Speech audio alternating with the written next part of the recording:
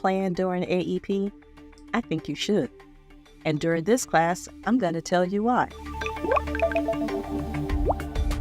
Hi, my name is Janine, and I am your Get Set Up Guide and Medicare expert. Before I tell you why I think you should definitely look into switching plans, let me tell you what AEP is. AEP is the Annual Enrollment Period where each year you have an opportunity to make a change.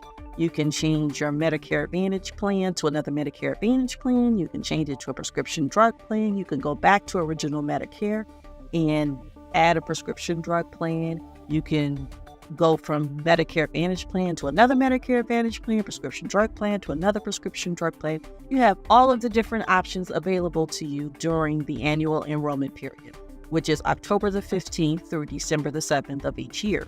Now that we know what AEP is, let's talk a little bit about what each one of those things are. Original Medicare, Parts A and B, which are administered by the Centers for Medicare and Medicaid Services. Part A is going to be your hospital insurance. That's your stay in the hospital, skilled nursing care, hospice care, home health care. All of those things are going to fall under Part A. Part B is going to be your medical insurance. Medical insurance is things like your doctors, your labs, your tests, durable medical equipment, preventative care, emergency care, ambulance. All of those things are going to fall under Part B. Then you also have what's called Part D, as in drugs. And then you have Part C, which is a Medicare Advantage plan, which puts Part A, B, and many times D all together into one plan. So you can choose to have just Original Medicare. Original Medicare has certain deductibles and copays that are not going to be paid. But here's the thing about Original Medicare. It does not have a maximum out-of-pocket. So if you have a bad year, you'll just continue to pay and pay and pay and pay. So many people choose to have what's called either a supplement or an advantage plan so that they can have a bit of a safety net. The supplement plan is going to be where you keep your Original Medicare, you buy a supplement plan from an insurance company, and you buy a prescription drug plan. Now, this is a plan where you choose. You choose what supplement plan company you want. You choose what prescription drug company you want. So the choice is all up to you. So if you choose a Medicare Advantage plan, a Medicare Advantage plan is just going to be one card. It's going to put your A, your B, and most times your D all together into one plan.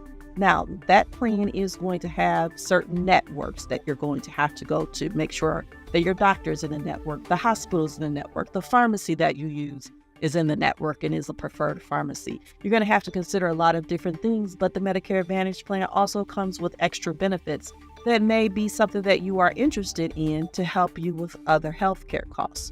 So now you've got Original Medicare, you've got your Medicare Supplement plan, and you have your Medicare Advantage plan.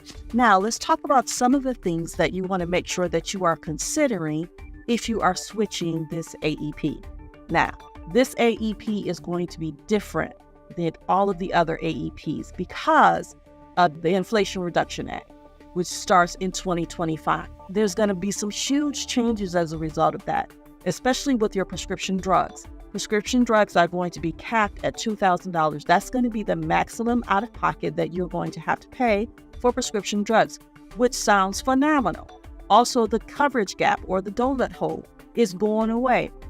Awesome. So there are some great things happening, but also you have to consider if the insurance company, if you're only going to pay $2,000 for your medication, something's going to have to give somewhere because the insurance company has to be able to make sure that they can take care of all of the claims.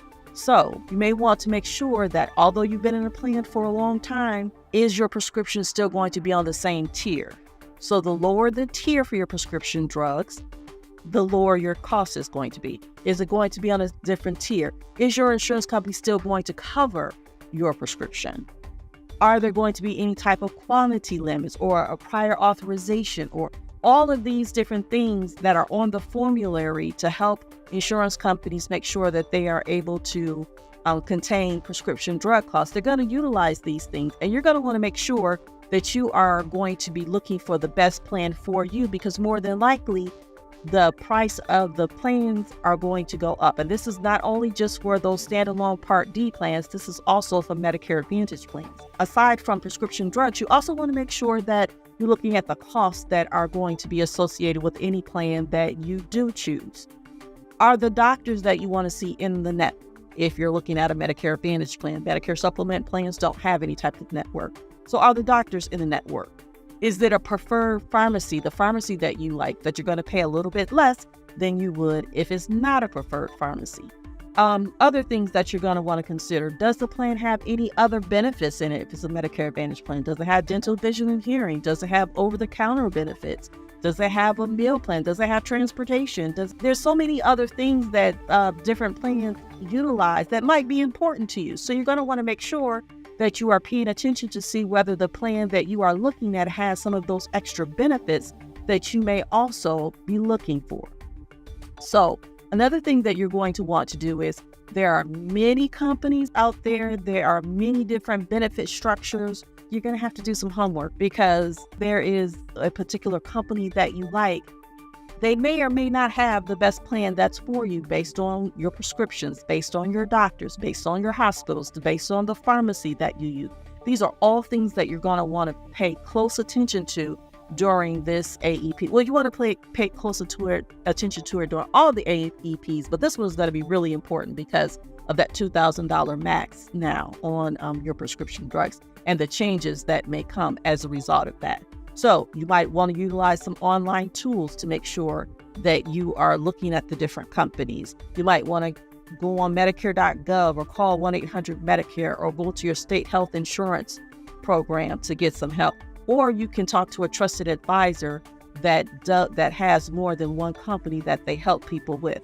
So these are all of the things that you may want to consider during this AEP because this AEP is going to be a little bit different. So make sure that you are not caught on January 1 in a plan that used to work for you, but on January 1, you find out it doesn't work anymore. So make sure that you are looking at all of your options and get the best plan for you for next year. It has been my joy to be here with you today, and I look forward to talking to you in our next class. Have a great day. Bye.